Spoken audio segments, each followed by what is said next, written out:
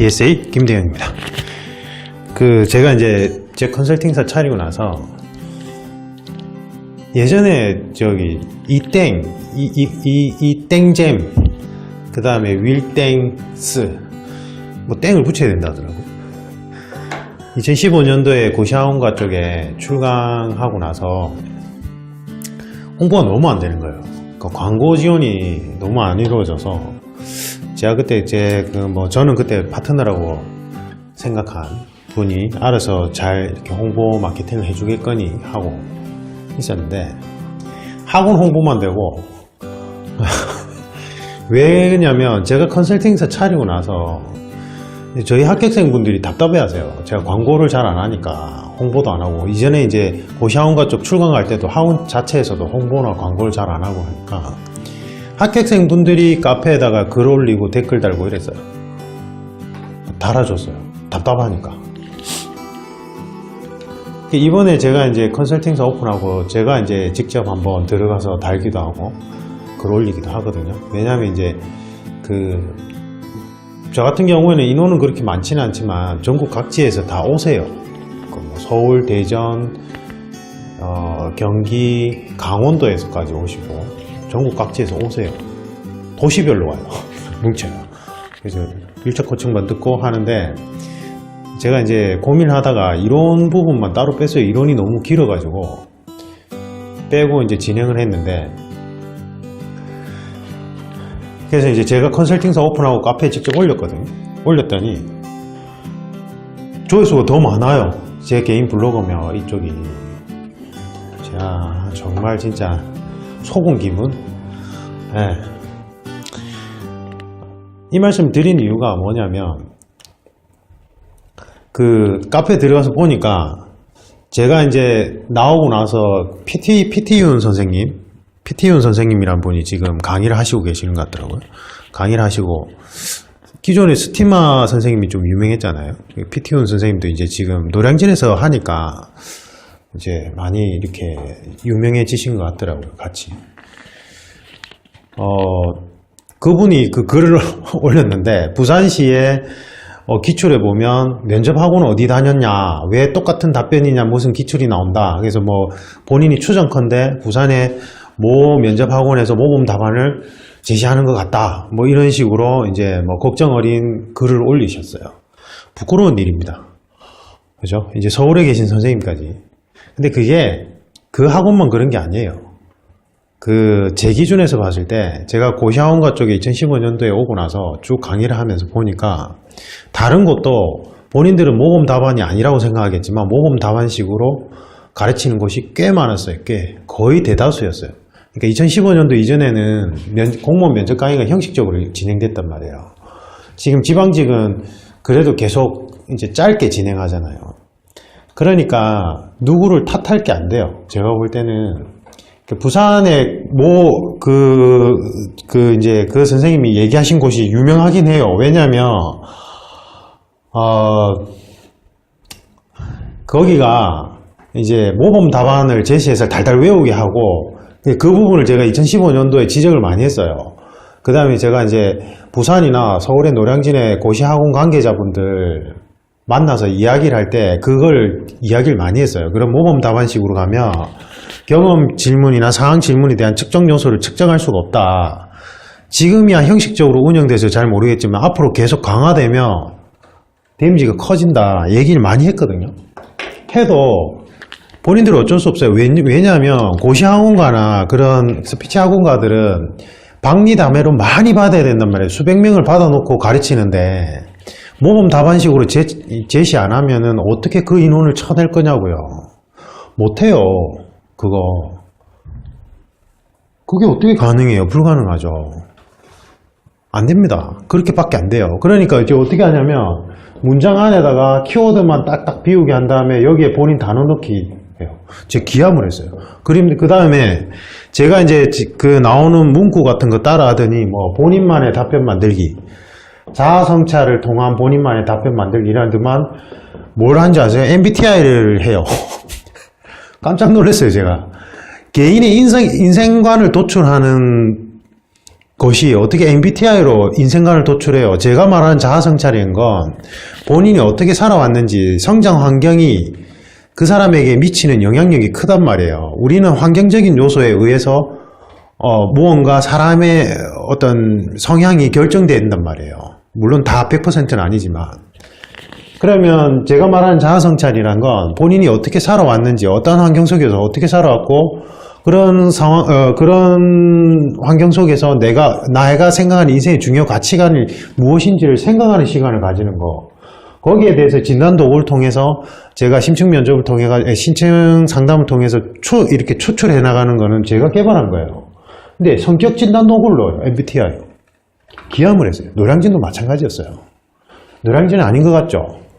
제가 2016년도에 이땡에 올라가고 나서 기함했어요. 거기도 똑같아요, 지금.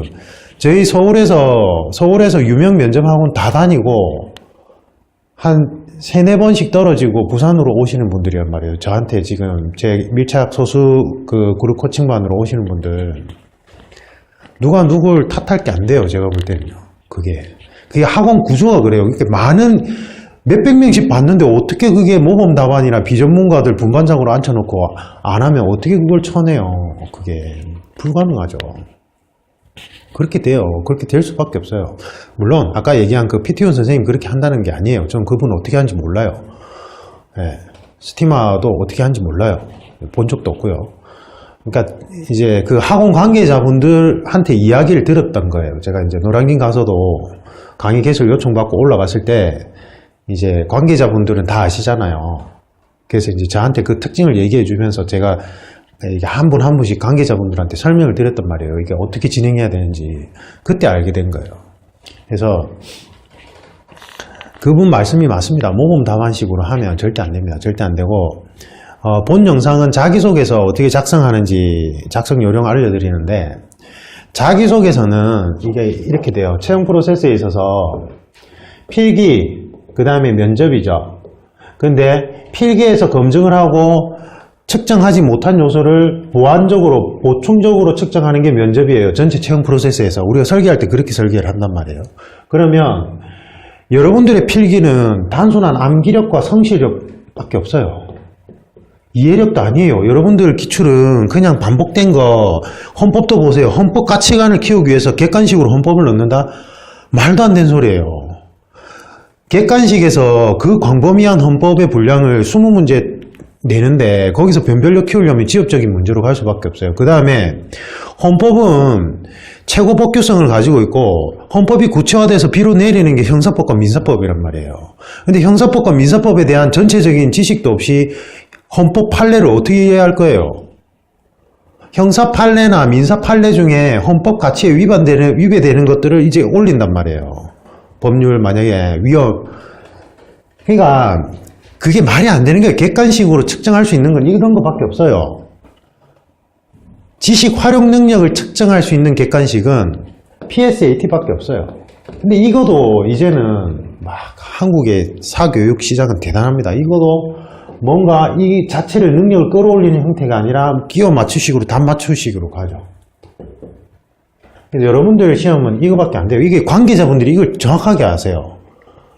그래서 9급에도 원래 PSAT 도입하려고 했었어요. 처음에 이거 도입할 때요. 근데 학원에서 학원 관계자들이나 다른 외부 이제 분들이 너무 반발이 심해가지고 보류를 했던 거고, 그다음에 면접의 중요성이 갈수록 올라갈 수밖에 없는 거예요. 여기 말고 여러분들이 어떤 새로운 직장에 들어가셨을 때 거기에서 직무에 대한 적응 능력, 직무 적응 능력이란 건 뭐예요? 사람들 간의 인간관계에 있어서 얼마나 인간관계론을 자기가 자기 나름대로 뭔가 풀어나가느냐, 그 다음에 그 직무에서 오는 스트레스를 어떻게 조절하느냐, 그 다음에 직무 상황에 대해서 어떠한 대처 능력을 키울 수 있느냐, 뭐 이런 것들이겠죠. 그럼 여기에 필요한 능력들은 뭐예요? 논리 능력, 분석 능력 등등이 있을 거예요. 그러면 이거를 측정하는 시험인데, 이거를 이제 측정할 때 제일 기본이 되는 게, 우리가 갈등에서는 내적 갈등이 있고 외적 갈등이 있는데, 외적 갈등을 해결하려면 친구들하고 뭐 먹을지 밥을 이렇게 식당을 정하려면 내적 갈등을 해결해야 돼요. 내적 갈등을 해결하려면, 내적 갈등이라는 건 나와 나가 부딪히는 거잖아요. 그때 가치 기준점이 인생관이라는 거예요. 그런데 이러한 인생관에 대해서 이제 면접관들이 이제 측정을 하는데, 이 사람이 아까 그렇게 그럴듯한 곳에, 화술하는 곳에, 화술학원이나 이런 데 가서 말은 그럴듯해요. 그 다음에 내용도 그럴듯하게 잘 외웠어. 그래서 앞에 앉아서 연기자처럼 연기를 잘해. 그 면접관 입장에서는 이 사람이 말하는 게 진실일까 아닐까가 제일 우선적으로 검증돼야 되겠죠. 맞죠? 그때 필요한 게 면접 사전 진단 도구예요. 사전 진단 도구. 이 사람이 진실일까 아닐까. 그래서 공안직계통에서는 생활기록부며 여러 가지 참고 자료를 많이 받아들여요. 뭐 경찰 같은 경우에는 정보관의 정보 보고서도 작성하면서 주변 지인들, 그 다음에 본인한테 전화 걸어서 여러 가지를 물어보죠. 생활기록부, 고교 생활기록부도 제출해야 되고, 맞죠? 그게 면접 사전 진단 도구에 불과해요. 면접 사전 진단 도구는 면접에서 면접관이 이 사람의 진실성 여부에 관한 참고용으로 할 뿐이지 그게 크게 영향을 안 미쳐요. 자기소개서도 마찬가지예요. 실제 면접 진행하면 부산시 같은 경우에 강당에서 모아놓고 두 분, 어쩔 때 세 분, 거의 두 분일 거예요. 그러면 이제 칸막이 돼가지고 쭉 앉았다가 나갔다 앉았다 나갔다 이런단 말이에요. 시간도 오래 안 해요. 10몇 분, 20몇 분 해요. 자기소개서 꼼꼼하게 읽냐? 눈으로 쭉 스캔해요. 그래서 그렇게 기준은 크게 없는데 여러분들 입장에서는 이게 겁난단 말이에요. 그죠? 그래서 제가 작성 요령을 설명을 드릴 거예요. 설명을 드릴 거고, 그 다음에 사기업 용하고 너무 혼재되어 있어요. 비전문가분들이 이게 유입 장벽이 낮다 보니까 특히나 고시학원가 쪽에 이제 예전에 제가 그때 면접 강의 개설할 때 그러니까 필기 과목 하다가 안 돼가지고 인적성 담당하시던 분이 지금 면접 강사로 둔갑해가지고 활동을 아주 활발하게 하시더라고요. 노량진에서요. 누가 누굴 탓할 게 안 돼요. 그게 누구라고 제가 말씀을 안 드리는데, 그분이 그거를 한다고 해서 잘못된 건 아니에요. 본인이 연구를 많이 해서 이렇게 하면 되는데 경력을 막 부풀려요. 내가 옛날부터 이런 면접 강사를 오랫동안 했다, 뭐 이쪽 분야의 전문가다, 이렇게 하는. 그렇게는 안 했으면 좋겠어요. 그렇게는 안 했으면 좋겠고, 특히나 인적성 강사를 했다. 저는 인적성 강의를 하는 것 자체를 저는 반대하기 때문에, 그 이유는 경찰직 목록에 보시면 경찰직 인적성에 관해서 제가 동영상을 올린 게 있어요. 과학적으로 풀어놨어요. 왜 인적성 강의를 하면 안 되는지에 대해서. 그래서 인적성 강의를 했다는 것 자체가 면접 채용 프로세스에 대해서 전혀 이해도가 없다는 거예요. 저는 그렇게 생각합니다. 그래서 그거 강의 참고해 보시면 될 것 같습니다. 그래서 자기소개서를 보시면 면접 사전 진단 도구라는 거 말씀드리고요. 그 다음에 흔히 많이 하는 질문인데, 그러면 지방직 면접에서는 변별력이 없느냐, 나는 지금 1배수 받겠는데 포기해야 되느냐? 아니에요. 저희 수험생 중에 제가 몇 번이나 설명을 드리지만 저희 수험생분들은 한 30%가 뒤집었어요. 지방직 면접에서요. 아닌 분도 계시는데요. 있으세요. 뒤집은 분이. 2015년도에 부산시에서 그때 30% 정도가 1배수 바뀌었어요. 합격하셨어요. 그분들. 그 다음에 2016년도에 제가 이제 몇 번 말씀드리는 분인데, 울산시에서 소수직렬인데 3명 뽑는데 5등 하셨어요. 5번째였는데 필기 성적 순위. 그분이 예외적으로 2차 면접까지 보고 뒤집었어요. 정말 잘하신 분이었거든요. 울산에서 이제 통근하면서 부산에 이제 컨설팅 받으셨어요. 제가 그때 다른 교육기업에, 특목 대입 분야 교육기업에 출강을 갈 때라서 너무 바빠가지고 오전에 2시간씩만 봐드렸는데 뒤집었어요. 그러니까 그런 분들 계세요. 그래 제가 관련 카페에 들어가면 소위 유명한 면접 강사분들이라고 해서 본인들이 뭐 변별력이 있니 없니 그런 글을 올렸는데 왜 본인들 경험 기준으로 얘기를 하는지 잘 모르겠어요. 있어요. 근데 그게 숫자가 적어서 그렇죠. 극히 드물죠. 국가직은 많아요. 국가직은요, 자기들이 뭐 퍼센테이지 30%밖에 안 된다 이러는데, 저희 합격생분들 그때 2016년도 같은 경우에는 20%, 그러니까 부산대구 그때 제가 윌땡에서 총괄할 때인데 20% 정도만 1배수 아니었어요. 나머지는 다 1배수 바뀌셨는데 거기서 한 명 제외하고는 다 뒤집었어요. 그건 어떻게 설명할 거예요? 아, 2명. 한 분은 왜냐면 지방직으로 합격을 하셨기 때문에. 뒤집어요. 뒤집고 충분히 그 원리대로 하면 못 뒤집은 분도 많아요. 저희 수험생 중에. 예, 저한테 오시는 분들은 그 대다수가 면접에서 한 4, 5번, 3, 4번, 2, 3번 유명한 데 다 다녀보고 도저히 안 돼가지고 내려오시는 분들이 거의 대다수라서 예, 성적이 안 좋은 분들이 많긴 한데, 그래서 제가 드리고 싶은 말씀은 확률은 낮지만 있긴 있어요. 그래서 끝까지 최선을 다하시는 게 나아요. 그 다음에 오해가 있던데, 저는 그걸 정말 싫어하거든요. 뭐 서울 쪽에서 제가 이제 컨설팅을 할 때, 저는 원래 채용 프로세스나 인적 자원 개발 컨설팅이 본업인데, 서울 쪽에서 내려오는 기업들 컨설팅 해보면요, 군림하려고 해요. 군림요. 본인들이 무슨 선진 문물을 전파하겠다, 농촌에. 그래가지고 제가 그런 마인드로 부산에 내려왔다가는 절대 성공 못한다고.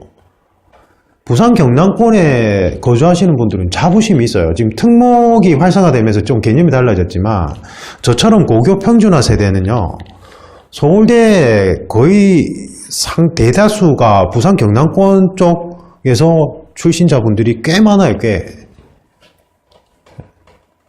그 다음에 대구나 부산이나 광주도 그렇고, 그런 광역도시가 우리나라 안에서만 인서울 개념이 이상하게 비틀어지면서 농촌 취급받지, 전 세계 기준으로도 대도시예요, 거기가. 예. 이 말씀을 드리는 이유가, 마치 그 서울에 있는 강사 몇몇 분들이 뭐 서울시 면접을 합격하고 국가직 합격하면 부산이 안 있고 다 올라올 것처럼 이상한 이야기를 하던데, 아니에요.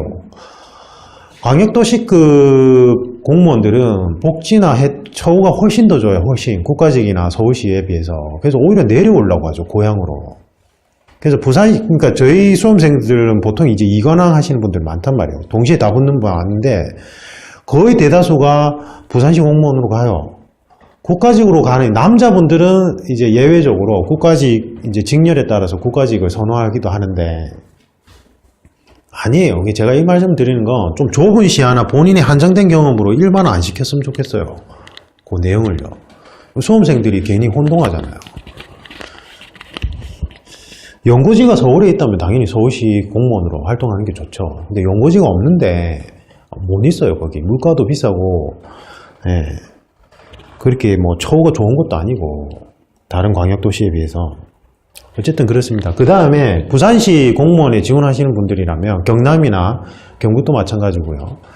유라시아 철도가 관건이에요. 제가 정책 분석할 때 몇 년 전부터 계속 그 설명을 드렸는데, 제가 이제 부산을 안 떠나고 다른 데 스카우트제가 왔을 때 서울로 안 가거나 중국으로 안 간 이유가, 저는 유라시아 철도를 막 보고 있어요.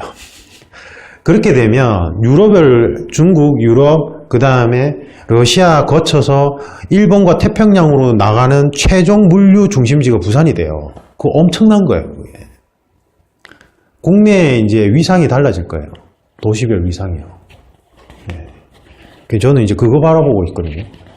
지금 김정은과 트럼프가 아주 사이좋게 지내기를 바라고 있습니다. 그래서 부산시 공무원에 지원하시는 분들은 자부심을 좀 가지셨으면 좋겠어요. 네.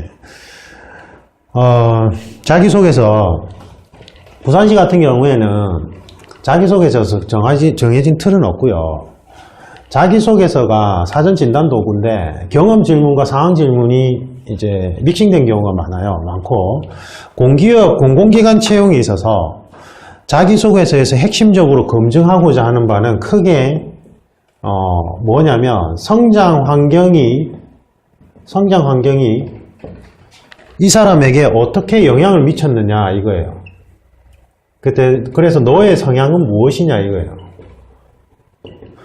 성장 환경. 그래서 성장 환경 안에는 여러 가지 요소가 있을 수 있어요. 부모님의 직업, 근데 이제 그런 거 표현을 못 하죠. 그래서 우회적으로 얘기를 해야 돼요. 만약에 그게 나의 성향에 직접적인 영향을 줬다면, 블라인드 면접이니까. 어쨌든 뭐, 부모님의 직업군, 아니면 부모님이 가지고 있는 교육 철학이 이제 크죠.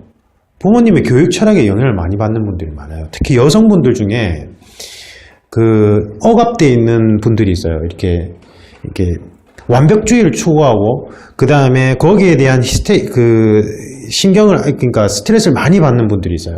그런 분들이 보통 보면 저희 수험생들 기준으로 통계를 내봤을 때 부모님들이 교육자인 집안인 경우가 좀 커요. 그 다음에 아주 엄격하고 나름 다른 아이들과 비교하는 부모님. 그래서 그거를 승화를 잘 시키면 심층 면접에서 이제 그러한 것들이 드러나는데, 승화를 못 시키고 가면 완벽주의에 대한 압박이 있어가지고 이분들은 나타나는 그 형태적인 요소가 말을 좀 더듬거나 아니면 면접관이 좀 압박되거나 비우호적인 태도를 취하게 되면 많이 당황해 하거나 아니면 거기에 대해서 반발로 화를 내요. 성질 부려요. 그래서 그러한 것들을 자아성찰을 통해서 한번 점검해보고 승화시키는 작업을 해야 돼요. 나이가 이제 좀 있잖아요. 요즘 공무원 지원하신 분들, 그죠? 그래서 성장 환경이 이 사람의 성향에 어떻게 영향을 미쳤고 너의 성향은 무엇이냐가 이제 성장 배경이 돼요. 그러니까 예전에 사기업 면접책 놓고 가르치는 분들 보면 가관이었어요. 뭐요? 저는 자애로운 부모님을 아래서 뭐 마음씨 좋은 형제들과 이렇게 저렇게 살았다. 열거식으로 쭉. 그 다음에 학창. 네, 죄송합니다. 갑자기 끊어졌습니다. 어디까지 했죠? 갑자기 일이 생겨가지고. 그래서 성장 환경이 이 사람의 성향에 영향을 주기 때문에 이러한 거 위주로 가야 되고, 열거식으로 가면 안 돼요. 열거식으로 가면 이 사람의 어떠한 성장 환경 또는 배경이 이 사람에게 어떻게 성향을 미쳤는지가 전혀 드러나지가 않아요. 뭐 저는 초등학교 때 반장도 했고요, 뭐 무슨 대회 상도 받았고요, 무슨 책도 읽었고요. 이게 안 드러나죠. 그러니까 여기서 측정하고자 하는 거, 이거는 이거예요. 이거 체크하고자 하는 거. 그러니까 자, 부산시 자기소개서 같은 경우에 여기에 나오는 그 예시부 있죠. 이걸 전부 다 넣어도 되고 안 넣어도 되고 다 안 넣어도 되고 말 그대로 예시일 뿐이에요. 근데 이제 여러분들이 이제 좀 겁이 나시니까 전부 다 넣는데, 이제 장수가 2매 이내이기 때문에 여러분들이 이제 집중을 하시는데 성장 과정은 넣는 게 좋습니다. 일단은 저는 추천을 드리고요. 좌우명은 짧게 적으세요. 좌우명은 짧게. 그래서 이제 성장 환경에서 여러분들이 뭐 부모님이 직업이나 학교를 특정해서 얘기하는 건 바람직하지 않겠죠. 그건 그렇게 하면 안 되고, 이제 뭐 예를 들면 뭐 아버지나 어머니, 그 다음에 아니면 부모님 말고 뭐 삼촌이나 형 아니면 할머니가 나에게 미친 영향력이 크다. 내가 이러한 가치관을 형성하는데, 그럼 그분들과의 있었던 에피소드를 간략하게 하나 이야기하면서 그분들이 어떠한 성향을 가지고 있었고 어떠한 철학을 가지고 있어가지고 이게 나의 성장 때 이렇게 영향을 미쳐서 내가 이제 이런 사람이다 라고 이야기를 해주시면 되고, 그 다음에 이제 흔히 보면은 끝에 그래서 저는 뭐 멋진 부산시 공무원이 되겠습니다 이런 거 넣던데 그렇게 넣지 마세요. 예, 전혀 넣을 필요가 없어요. 아시겠죠? 그 모범 답안 제시하는 곳에서 그렇게 넣던데 그렇게 안 하시면 됩니다. 그 다음에 좌우명은 뭐냐면, 좌우명은 자, 나는 이제 가늘고 길게 살아갈 거야. 그래서 가늘고 길게 살아가자라고 해. 누가요? 국정원 정보요원이요. 왜? 자기는 이때까지 너무 험하게 살았거든.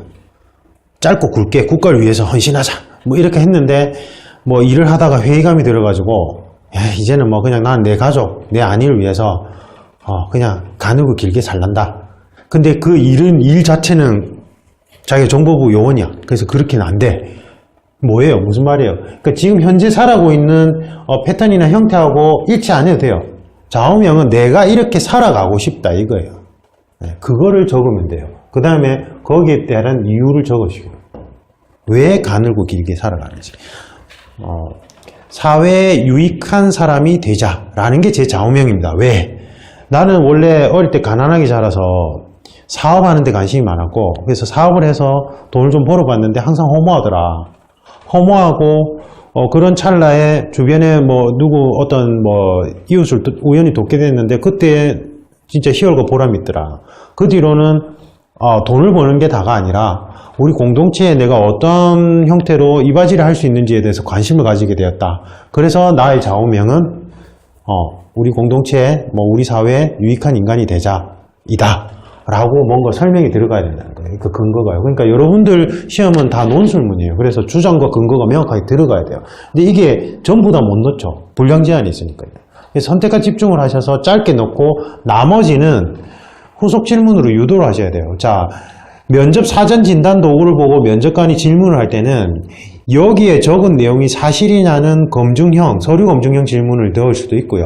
아니면 이때 느낀 감정들에 대한, 그러니까 이제 경험 질문에서 측정하고자 하는 거는 그 행동 패턴이에요. 그 이제 제 이론 강의를 보면 에어클래스 사이트에 국가직 이론 강의를 들으시면 돼요. 지방직 이론 강의가 있는데 그거는 몇 개 안 되고 제가 이제 공통되는 건 전부 다 국가직 면접 이론 강의를 들으라고 이제 할인권을 드려요. 한 50%. 그래서 비용 부담은 전혀 없어요. 그래서 이제 들으시면 제가 이제 설명을 해요. 경험 면접, 경험 질문에 대한 측정 요소가 뭐냐? 행동 패턴인데 그 행동 패턴을 어떻게 측정하느냐? 그게 이제 후속 질문이고 면접의 난이도는 후속 질문을 몇 단계로 구조하는가에 따라서 달라져요. 근데 이제 이게 원래는 면접관 교육을 받고 투입이 돼야 되는데 워낙 바쁘시니까 현직자분들이 이제 그게 잘 안 돼요. 그 후속 질문을 구조화해서 검증하는 형태를 모르고 들어가세요. 이제 그게 좀 아쉽긴 한데 그 다음에 학교생활 관련해서는 측정하고자 하는 부분이 뭐냐면 다 안 하셔도 된댔죠. 제가 분량 제한이 있기 때문에 학교생활은 소공동체 사회예요. 내가 학창시절이란 거 내가 나의 인생이 뭔가 형성돼 가는 거예요. 인생의 가치관이 뭐 물론 이제 우리나라 교육 체계에서는 사실은 군대 갔다 오고 나서 여자분들도 그렇고 남자분들도 그렇고 이제 20대 후반쯤 돼야 이제 내가 어떤 사람이라는 걸 알게 되는데 맞죠? 제가 얘기했듯이 전국 각지에서 다 내려오신단 말이에요. 그러니까 뭐 고학력자분들 꽤 많으세요. 근데 20대 후반인데 저하고 수업하는 도중에 알게 돼요. 내가 어떤 사람이고 어떻게 살아왔는지. 그러니까 거기에 대한 감사함의 인사가 많아요. 사실은 면접 합격해서 감사하다고 인사하는 것보다 면접 합격하는 건 솔직히 뭐 당사자분들이 잘해서 그런 거지. 저는 뭐 가이딩만 해드리는데 제가 뭐 하는 게 뭐가 있어요. 그죠? 근데 이제 그런 부분에 대해서 도움이 많이 받았다고 얘기를 하시거든요. 그러니까 원래 요소는 학창 시절에 이렇게 내가 이제 여러 소공동체 사회를 거치면서 나의 인생관이 이제 형성되어 가는 과정인 거예요. 국가의 원래대로라면. 원래 정상적인 교육 체계라면 국가관도 형성되고 인생관도 형성되고 가는데 그러면 이때 있었던 어떤 사건들이 나에게 어떻게 영향을 미쳤는가 이거예요. 그 다음에 측정할 수 있는 거는 뭐 이제 직무와 관련된 역량 면접 형태에서는 NCS에서는 이제 인간관계론에 관해서 그러니까 소공동체 사회에서 네가 누군가와 갈등이 일어났다. 그러면 그 갈등을 어떻게 바라봤고 그 갈등을 어떻게 해결하려고 노력해서 뭐 이렇게 했다. 그러면 이 사람은 우리 부산시 공무원이 되고 나서 만약에 이제 조직 내에 어떤 갈등이 일어났을 때 이렇게 풀어나겠구나 라고 예측할 수 있죠. 그 다음에 그것과 관련된 면접 질문에서 당신이 뭐 다른 사람과 이렇게 저렇게 트러블이 났을 때 어떻게 해결하느냐라고 검증용으로 다시 후속 질문으로 던질 수가 있는 거죠. 그래서 학교 생활에 관한 부분은 그렇게 기술을 하셔야 돼요. 그러니까 어필하는 시험이 아니에요. 좀 어필이라는 말을 저는 왜 자꾸 쓰는지 잘 모르겠던데 내가 이런 거 잘났어요 라고 하는 시험이 아니라 나는 어떠한 성향을 가지고 있고 나의 인생관은 무엇이고 그러한 인생관 하에서 내가 왜 공직자의 삶을 선택했고 그 다음에 나의 성향이 공직 가치와 어떻게 연결이 되는지를 그냥 이야기하는 시간이에요. 나는 뭐 옛날에 뭐 우승도 했고요, 뭐 토익도 몇 점이에요, 이런 자랑하는 시험이 아니에요. 그 뭐 이미지 메이킹 뭐 이런 쪽에 종사하시는 분들이 자꾸 그런 쪽으로 뭔가 얘기를 하시던데 다 그런 건 아니고 이거는 그냥 삶의 철학에 관한 시험이고요. 그 다음에 본인의 인생관에 대해서 이야기하는 시험입니다. 기본 답변 형태 틀은 논술 시험이고요. 그 다음에 자신의 장단점을 이야기하실 때 중요한 점은 장점은 그렇게 많이 안 적으셔도 돼요. 아까도 얘기했듯이 중요한 건 단점이에요. 왜냐하면 내가 내 스스로의 단점을 정확하게 인식했느냐 그 다음에 그것을 극복하기 위해서 노력 중인가 이거예요. 극복을 했다면 단점이 아니죠. 근데 이걸 구체적으로 어떻게 노력하고 있느냐 이게 제일 중요해요. 왜냐하면 어떤 사람이 자기 발전 가능성이 없는 사람들은 자기 합리화를 끊임없이 하는 사람이에요. 누군가 뭔가 분쟁이 일어나거나 문제가 발생했는데 나는 사실 이랬어 그래서 다 이 사람 탓이야. 저 환경 탓이야. 남 탓이야. 이렇게 하는 사람들이 있어요. 자기 합리화 계속 끊임없이 하는 사람. 계속 자기 변명을 하는 사람들요.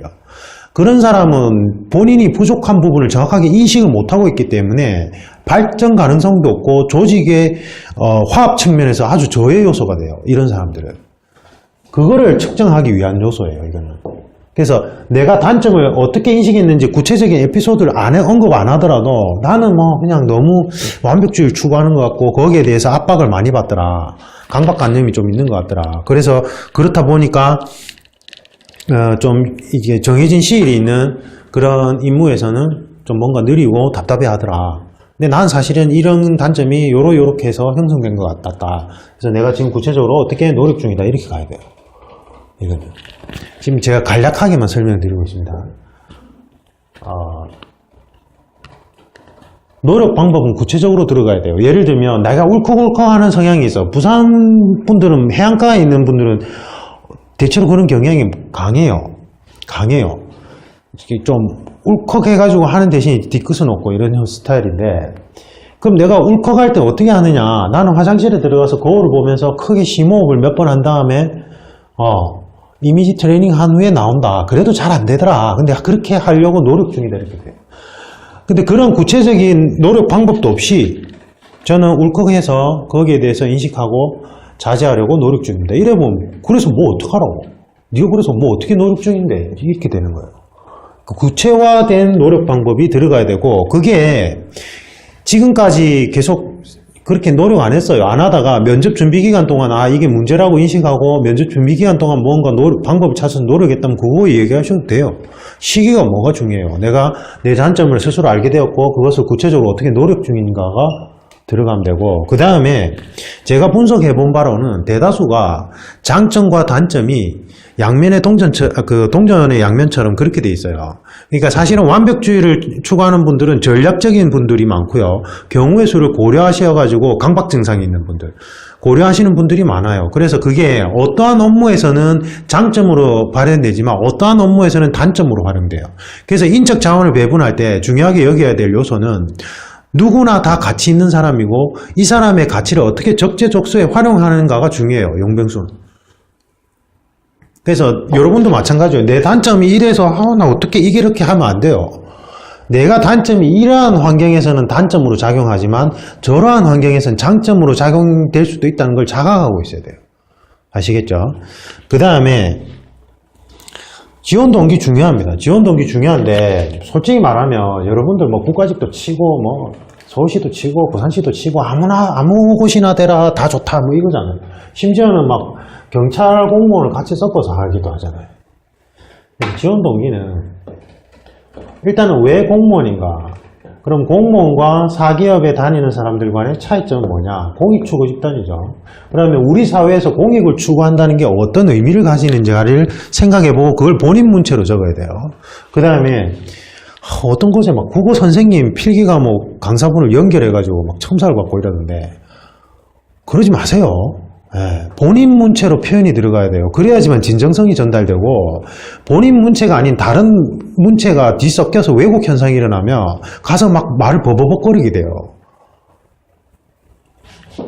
그 다음에 왜 부산시인가가 들어가야 돼요. 왜 부산이냐. 그러면 부산이라는 도시의 특징이 드러나야 돼요. 항구 도시고 제2의 해양 수도 도시고 이제 유라시아 철도가 들어서면 전 세계 물류 중심지가 될 수 있어요.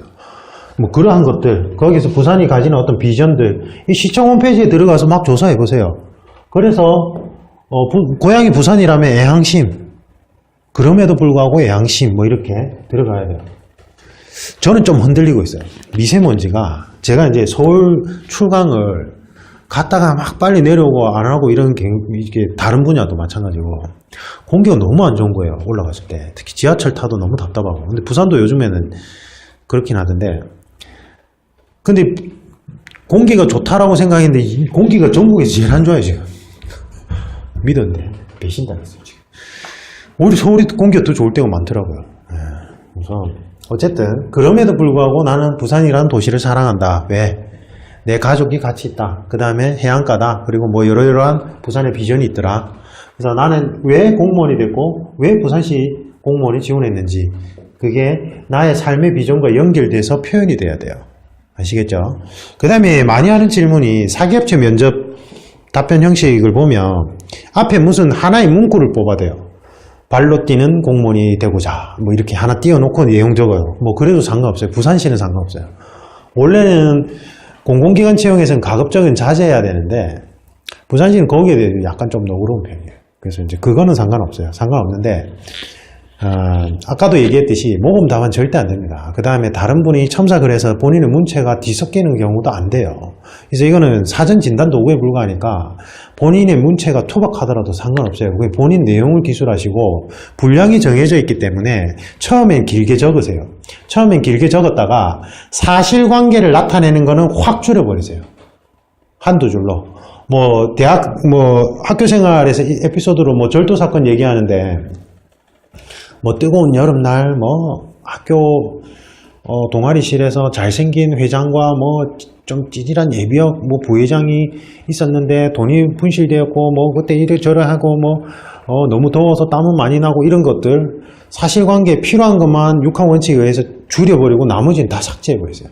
일단 길게 적었다가 그 다음에 수식 어구가 반복되는 게 있을 거예요. 뭐 저는 그거 줄여버리세요. 그 다음에 형용사 줄여버리세요. 네. 형용사 수사를 통해서 본인을 잘 표현해야 되는 곳은 사기업 쪽에서도 마케팅 분야를 제외하고는 가급적 안 하는 게 좋아요. 네. 저는 제 교육처럼. 어쨌든 그래서 그거를 줄여버리세요. 그러면 줄여질 수 있으니까 그렇게 하시면 되고 그 오프라인 수강생 분들은 제가 뭐 회사 부산에 있으니까요. 이렇게 소수정예로 진행합니다. 소수정예로 진행하고 이론은 에어클래스에 있는 이론 강의, 그래서 지방직 이론 강의가 있고요. 그럼 도시정책 분석을 제가 올려드릴 거예요. 지금 시장이 교체된 도시들이 있어서 제가 지금 조금 뒤로 미뤘는데 일단은 해안 도시를 상징하는 부산, 내륙 도시 대구, 그 메가시티권 형태로 이제 구축이 되는 추세이기 때문에 도시 정책에 대해서 제가 설명을 하는 영상을 올릴 거고요. 근데 거기를 이제 이제 오프라인 수강생분들은 30% 할인권 드리고, 그 다음에 국가직 면접 이론 강의를 꼭 보셔야 돼요. 그래서 제가 50% 할인권을 드리면 금액이 얼마 거의 안 해요. 에어클래스 사이트에 들어가 보십시오. 그래서 제 홈페이지 네이버에 DSA 컨설팅 검색하셔서 문의 게시판에다가 글을 남겨주시면 제가 할인 쿠폰을 댓글로 달아드려요. 그 수강생분들. 그래서 오프라인 수강생은 저는 이게 면접 학원 개념이 아니라 비즈니스 센터라서 많이 못 받아요, 어차피. 그래서 소수정예로 진행하고요. 그 인원은 제한적입니다. 인원은 제한적이고 오프라인은 제가 그렇게 많이 할 수가 없어요. 그래서 그룹도 지금 한두 개 그룹 생각 중이거든요. 지금 연락 오시는 분들 해서 어떻게 채워지는 대로 그냥 마감을 할 생각입니다. 참고해 주시고 하여튼 최대한 이제 제가 뭐 출강을 안 나가니까 금액적인 부분을 최대한 줄여드리려고 노력 중입니다. 그래서 그것도 참고해 주시고 유튜브의 형통한 심층 면접 채널에 계속 여러분들한테 도움될 만한 것들 올릴 예정이니까 혹시 먼 지역에 사셔서 경제적으로 좀 어려움이 있는 분들은 그거 보시면 될 것 같고, 에어클래스의 유료 강의도 사실은 여러분들 경제적 부담을 줄여드리고자 이제 많이 계속 할인 뭔가 행사 같은 걸 넣어요. 그래서 그거 참고해 보시면 좋을 것 같아요. 제가 이제 원래 동영상 이론 강의에 대해서 좀 회의적인 입장이었는데 이론 설명이 너무 길어가지고 제 면접 강의, 그래서 이제 오히려 반응이 더 좋으세요. 원래는 뭐 다른 지역에 왜 서울에서 강의 안 하느냐 이런 분들도 좀 많고, 그 다음에 또 이제 좀 외지 쪽에 그죠 있어서 이제 그런 분들 요청을 제가 이제 2년 동안 2-3년 동안 계속 받아서 그래서 영상 강의를 그쪽에 올렸고, 고시원가 쪽에서 개선하면 금액대가 너무 올라가요. 예. 그것도 그렇고 자꾸 프로그램 유출되고 따라하고 이래서 그런 문제가 있었습니다. 어쨌든 참고 부탁드립니다. 그래서 자세한 거는 홈페이지 네이버 검색에 DSA 컨설팅 치시면 홈페이지에 나오니까 그거 참고해 보시고, 그 다음에 저는 당부 말씀드리고 싶은 게 저는 뭐 상담 직원 이렇게 없어요. 아직 조교님도 못 구했고, 그래서 상담할지 여부에 대해서는 제가 상담을 못 해드려요. 시간적 여유도 없고요. 그거는 그리고 내게 좋으니까 내 걸 들어 이거잖아요. 다 본인들께 좋다 하고 얘기하죠. 다른 사람 건 다 아니야 이렇게 얘기하고. 그래서 여러분들이 정보를 수집하고 판단을 내리실 때는 합격생 수기, 그 다음에 합격률, 그 다음에 뭐 합격률도 의심이 되겠죠. 뭐 부산에 뭐 그러니까 그분 서울에 계신 분들이 그렇게 이야기할 만해요. 부산에 뭐 학원 2군데 가요. 자기들이 막 몇백 명씩 합격권을 배출했대. 말도 안 되는 헛소. 왜냐하면 무료 설명회 때 오면 그 수험 번호를 받아요. 받고는 무료 설명회 들은 사람도 본인들 수강생이다라고 통계를 내가지고 이제 합격자로 둔갑시키는 거예요. 그러니까 양쪽 2군데서 합격생이 계산을 해보면요. 채용 인원은 훨씬 넘어가요. 숫자상 안 맞아요. 그러니까 이제 제가 이상해서 물어보니까 그렇다더라고요. 수험 번호를 받아가지고는 무료 설명회 들은 사람도 수강한 거 아니냐. 논리적으로는 맞죠. 그러니까 우리 합격생이다 해가지고는 둔갑시켜요. 경찰 쪽에는 어떻게 하는 줄 아세요?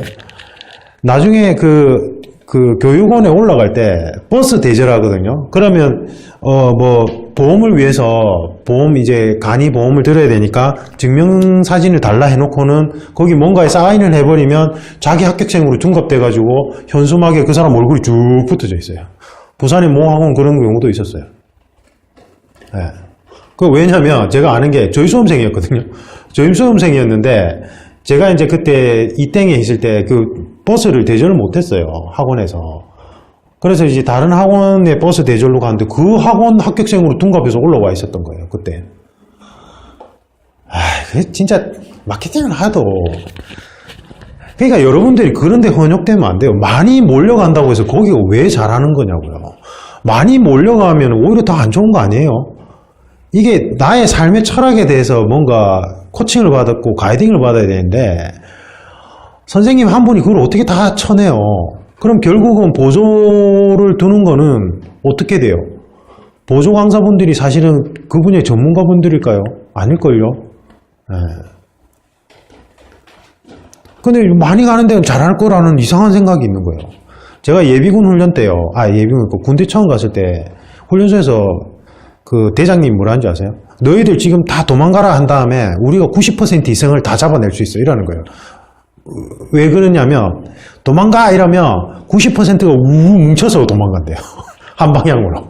나머지 좀 똑똑한 사람들이 상황 지형 지물을 판단한 다음에 탈출 루트를 각자 개척해서 들어간다는 거예요. 제가 고시학원가에 오고 나서 제일 황당한 게 여러분들의 군중 심리예요. 그러니까 관계자분들한테 물어보니까 저보고 뭐라 하냐면 아이고 선생님 잘 가르치는 분이 일타 강사가 아니에요. 우르르 몰려가는 곳이 일타 강사예요. 이러는 거예요. 한번 모이기 시작하는 거예요. 물론 뭐 고시학원가에 개설하는 선생님들이야 거의 다 다 잘하시는 분들이죠. 그러니까 선별해서 개설을 할 수 있는 거니까 아무나 고시학원가에서 개설할 수 있는 건 아니란 말이에요. 그래서 다 비슷비슷한데 그러니까 다 잘 가르치는데 그분들 말은 더 잘 가르쳐서 우르르 몰려가는 게 아니라 수험생분들이 한번 몰리기 시작해서 하면 그냥 얼떨결에 따라온대요. 그냥 다. 여기 많이 가니까 이렇게. 면접 준비만큼 그렇게 안 하셨으면 좋겠어요. 여러분들이 이제 냉철하게 정보를 막 수집하세요. 수집하셔서 본인의 스타일에 맞게끔 찾아서 가세요. 저는 그렇게 하셨으면 좋겠어요. 나중에 공무원 되고 나면 이제 그런 일들을 하셔야 되잖아요. 우리가 불확실한 상황 속에서 유의미한 정보들을 입수해가지고 거기서 어떤 사실관계들을 추론해 나가는 일을 하는 거를 해야 돼요. 이제 실무에 가면. 어쨌든 그렇습니다. 그래서 자기소개서 영상을 제가 간략하게 설명드리는 이유가 너무 여기에 스트레스 받지 말라고 아까 얘기해드린 그 방향성대로 간략하게 본인 문체로 페이지 수에 맞게끔 이제 작성하시면 되고 이게 이제 좀 겁나는 부분이 있죠. 이게 뭔가 이래도 돼 저래도 되는 여기 관계 부서에 전화하시면 돼요. 그분들이 나를 이상하게 보고 나를 뭐 이렇게 안 좋게 보면 어떻게 그거 아무 상관없어요. 그래서 제일 중요한 거는 하다가 좀 애매한 부분이 있으면 시청에 담당 부서가 있어요. 거기 전화하시는 게 제일 빨라요. 아시겠죠? 네, 그게 제일 확실합니다. 이상입니다. 감사합니다.